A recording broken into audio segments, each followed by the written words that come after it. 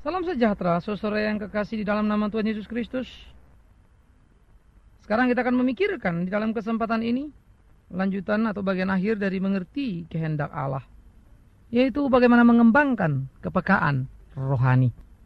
Ini menjadi bagian penting di dalam hidup kita. Bagaimana kita mengembangkan itu supaya kita sungguh-sungguh peka.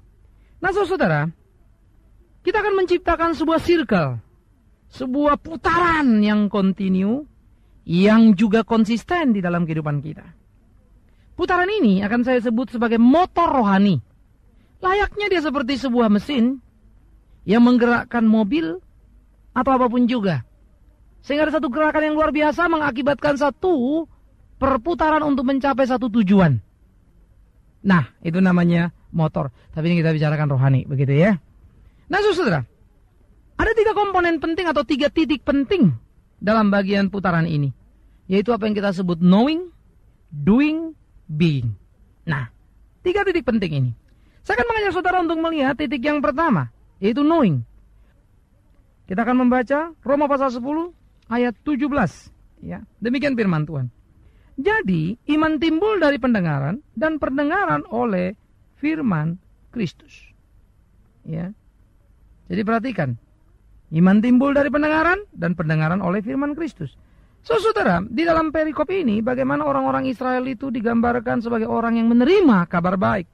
Tetapi nggak ada yang mau percaya. Ini gimana ini? Siapa yang percaya kepada pemberitaan kami?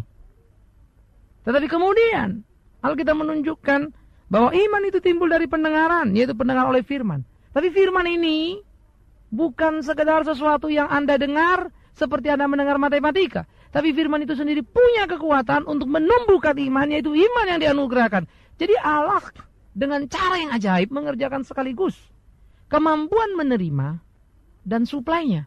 Jadi Tuhan mensuplai firman, Anda mampu nerima. Nah, ini namanya anugerah, saudara, yang Tuhan selalu kerjakan bagi kita. Jadi motor pertama kita adalah knowing, yaitu kita mengerti firman-Nya, tahu firman-Nya, ya. Maka dengan apa? Pertama tadi mendengar.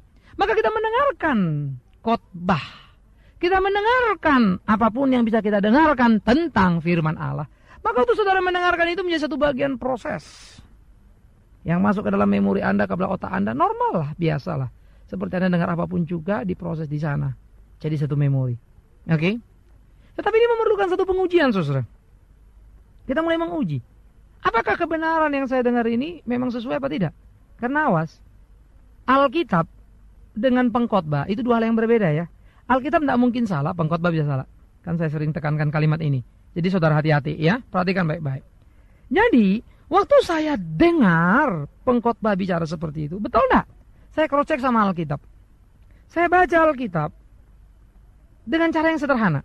Misalnya tadi saya membaca satu ayat. Oke, pasal 10 ayat 17. Ayat 16-nya bilang apa sih? Lalu ke bawah ayat 21 itu bilang apa sampai 21? Lalu sepanjang pasal 10 itu bicara apa begitu? Saudara akan mulai melihat. Intinya kan satu, orang hanya bisa benar karena iman kan? Oke. Iman bisa ada karena mendengar firman kan? Tapi yang mendengar firman ada yang nggak percaya kan? Kok bisa sih? Nah, di situ kita baru ngerti. Iman karena pendengaran firman, yaitu firman Allah. Firman Allah yang mana? Yang hidup pada siapa? Kepada orang yang juga diberi kemampuan untuk mengerti. Sehingga kalau ada orang dengar firman menolak, ya wajar. Jangan bilang firmannya nggak berdaya. Oh tidak. Oh dia berdaya sekali kok. Ya, dia mampu sekali kok. Tapi ada orang mengeraskan hatinya dan Tuhan biarkan. Mereka hancur oleh karena kekerasan hatinya. Jadi, knowing tadi mendengar, kemudian menguji. Kita uji semuanya. Benar gak sih maksud Tuhan begitu? Jadi pada ayat yang ini kita lihat ke atas, kita lihat ke bawah satu perikop. Kurang jelas kita lihat perikop-perikop lainnya. Satu pasal. Kurang jelas kita lihat satu kitab. Kurang jelas kita lihat satu perjanjian baru. Kurang jelas bandingkan perjanjian lama, perjanjian baru. Rasul melihatnya seperti apa. Nah ini namanya menguji, saudara. Satu kali memang mula-mulanya itu terasa berat banget. Mau cari kemana begitu. Tapi pelan-pelan bisa. Gak mampu sendiri, telepon pendeta atau siapapun, teman-teman yang lebih senior kita diskus. Itu menguji. Mungkin ada 2-3 pendapat. Jangan lupa. Pendapat bukan kebenaran. Anda boleh misalnya tanya saya berpendapat, belum tentu saya benar loh. Jadi semua di cross check. Nah dari nalar kita yang ada, kemampuan kita yang ada, kita mulai ngelihat. Mana yang paling mendekati dengan apa yang dikatakan Alkitab? Nah, barulah kita bisa bilang mengerti. Kalau dengar terus bilang ngerti. Ngerti apa? Anda dibohongi, tapi Anda bilang ngerti. Karena Anda berlaku sebagai orang yang nggak tahu apa-apa, terus dengar apa-apa, lalu bilang punya apa-apa. Padahal apa-apa yang Anda punya itu bahaya, racun begitu loh. Nah, kan jadi gawat. Anda pikir Anda mendapatkan kebenaran. Padahal Anda lagi diajar untuk melawan kebenaran. Bahaya nggak? Jadi, knowing itu adalah mendengar, menguji, baru kita mengerti. Ya, makanya merupakan satu proses circle pertama ini. Jadi ada 3 gear gitu ya. Kalau saya bayangkan gear itu tahu ya, besi apa namanya itu lingkaran bulat yang ada geriginya. Jadi gear 1, gear 2, gear 3 itu berputar. Nah, itu saling memutar, itu dahsyat sekali begitu ya, mengakibatkan satu pergerakan. Maka gear pertama knowing ini ada 3 komponen kecil-kecil lagi gear-gearnya lagi gitu loh.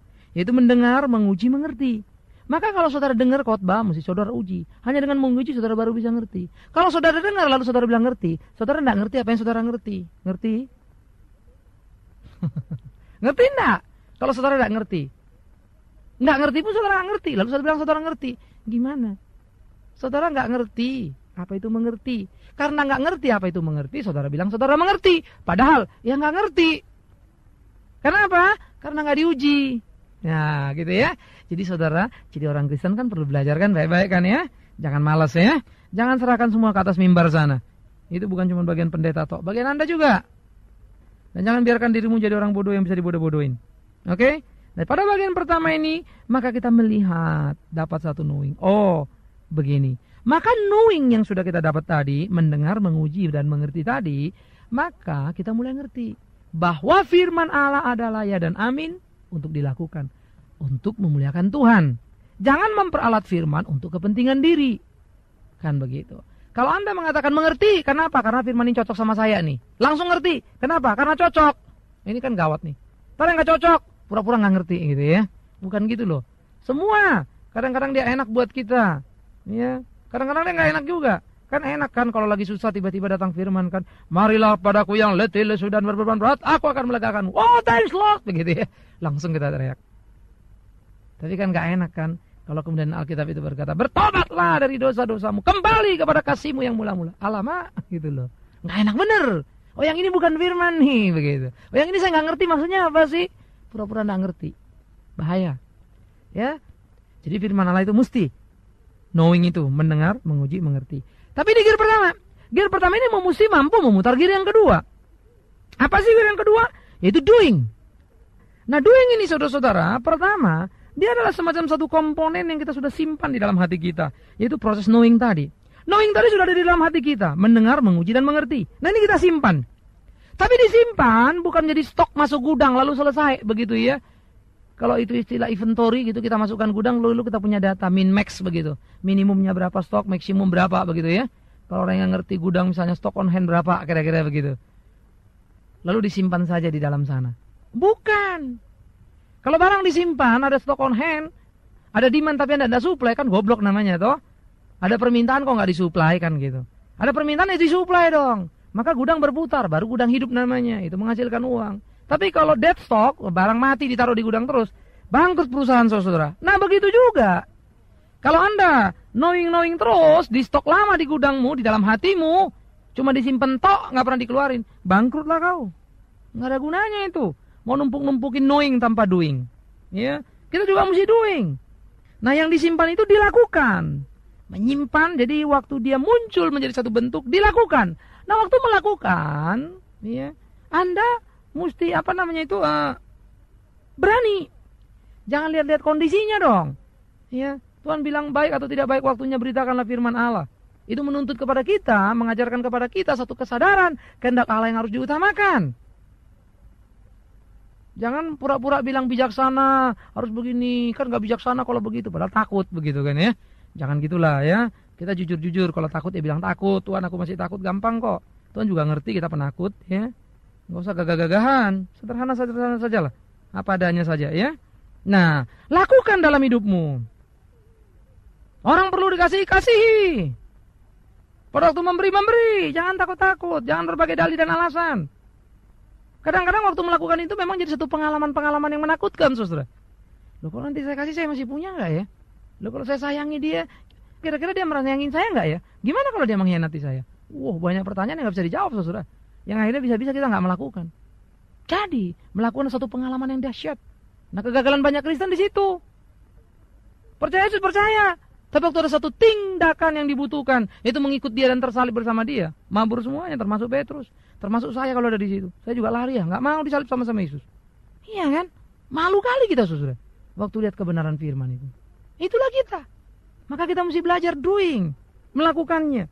Tapi kalau sudah melakukan, dievaluasi. Mungkin waktu melakukan itu kita sudah benar. Tindakannya benar, semangatnya salah gitu loh. Atau motivasinya benar gitu. Maksud saya motivasi begitu ya. Motivasinya benar, tindakannya yang salah. Kita evaluasi. Jangan terus bla bla bla. Soalnya setengah mati, kesaksian kemana-mana. Nggak mau dievaluasi. Nggak boleh gitu. Evaluasi dulu. Sehingga waktu kesaksian mungkin saudara bilang, aduh saudara, motivasi saya baik saudara. Tapi ini saya sadar tindakan itu salah. Terlalu emosional. Kan gitu. Jadi kesaksiannya bagus dan bisa dipertanggungjawabkan. Ini enggak, udah main kelakuan, main lakuin aja. Udah salah, teriak lagi, kesaksian lagi. Salah lah semuanya. Padahal kesaksian harus memuliakan Tuhan. Menjadi berkat dan bukan batu sandungan. Ya, hati-hati. Kenapa? Karena tidak dievaluasi. Evaluasi baik-baik. Nanda mesti berani. Di mana salah ya diperbaiki. Ya, nah di situ perlu keberanian. Bukan cuma melakukan, tapi membedah apa yang kita lakukan itu. Mengevaluasi dan melihat detail-detailnya.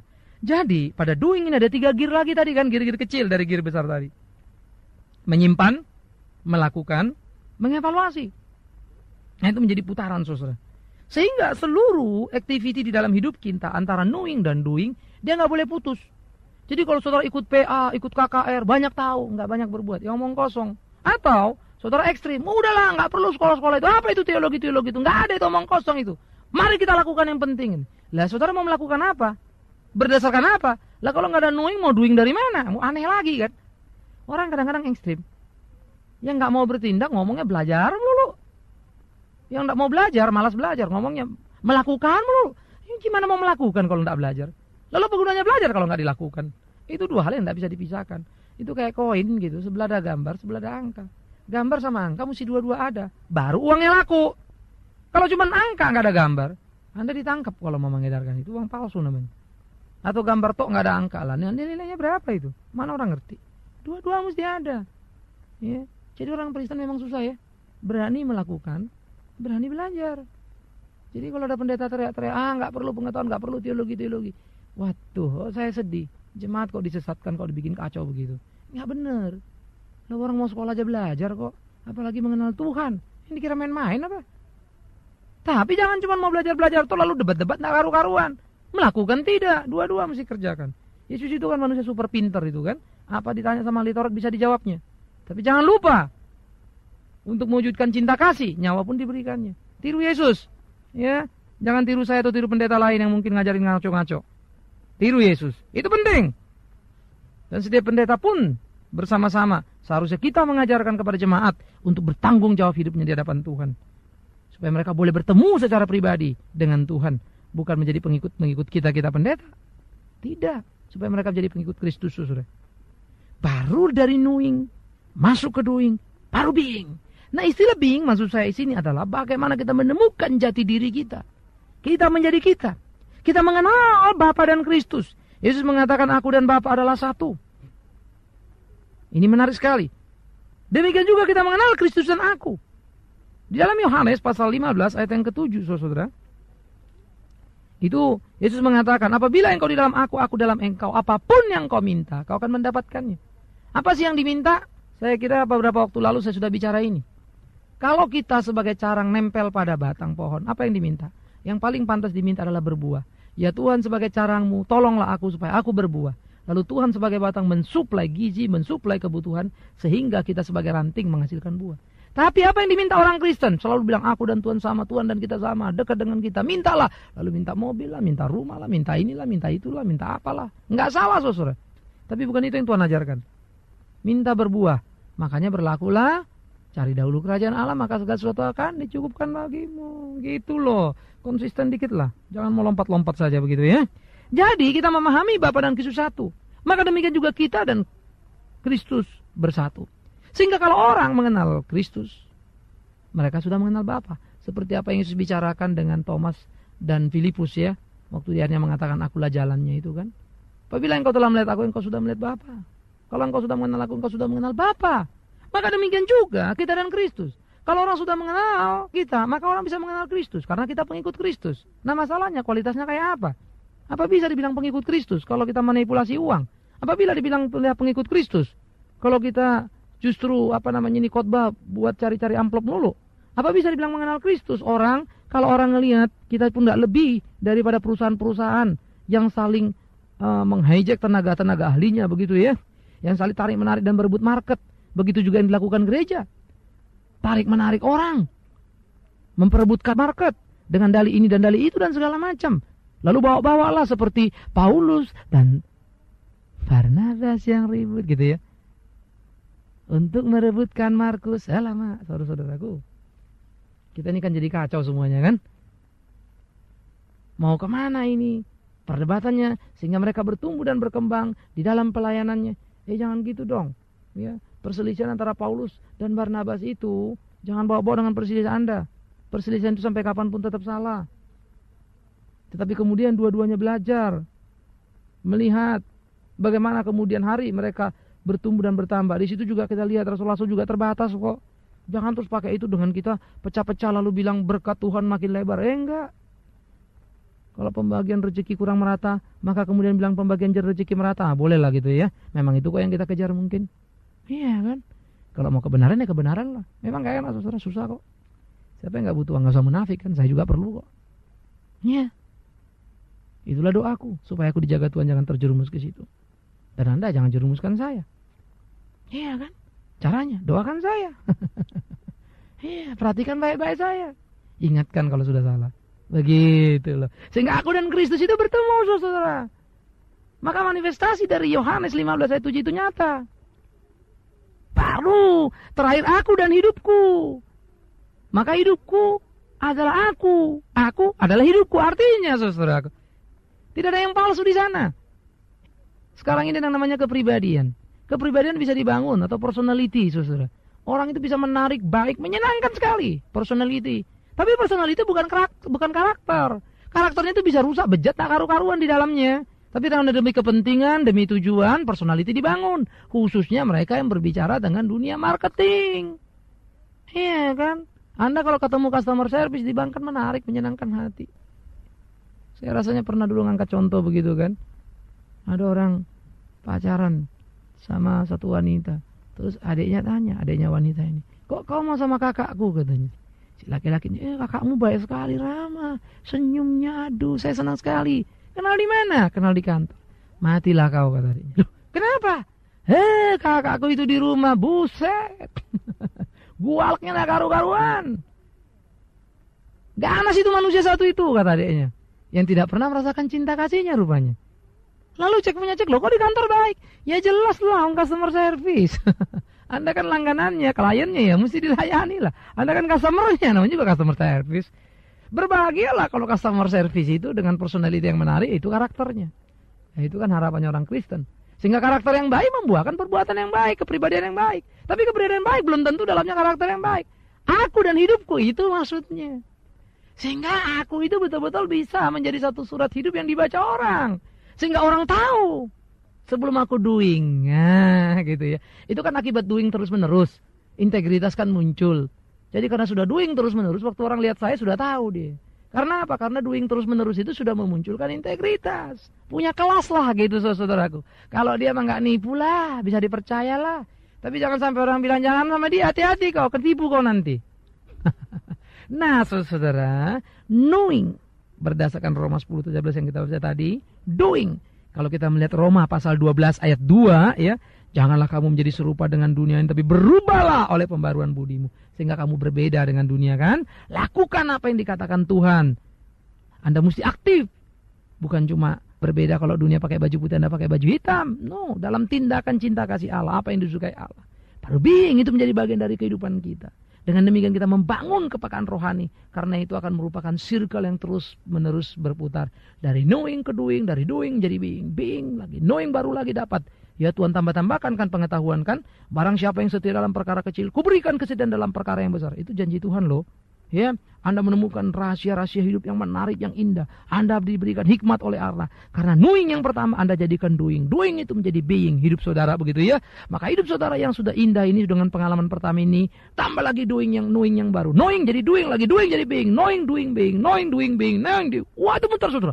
Makin kencang putarannya, makin hebatlah kepekaan rohani Anda. Makin kencang putarannya, makin tinggi kepekaan Anda. Makin berkembang dan makin bertumbuhlah Anda. Dan itu yang Tuhan mau. Sehingga saudara dan saya boleh menggarap dunia ini. Mau? Knowing lah. Mau? Doing lah. Mau? Being lah. Kiranya Tuhan menolongmu. Tuhan memberkatimu. Dan itu tergantung. Anda mau nggak sekarang? Ambil Alkitabmu. Belajar baik-baik. Dengarkan kaset. Belajar baik-baik. Dengarkan khotbah. Belajar baik-baik. Knowing, mendengar, menguji, mengerti. Doing, melakukan, mengevaluasi. Being, Bapa dan Kristus, Kristus dan aku dan hidupku. Kiranya Tuhan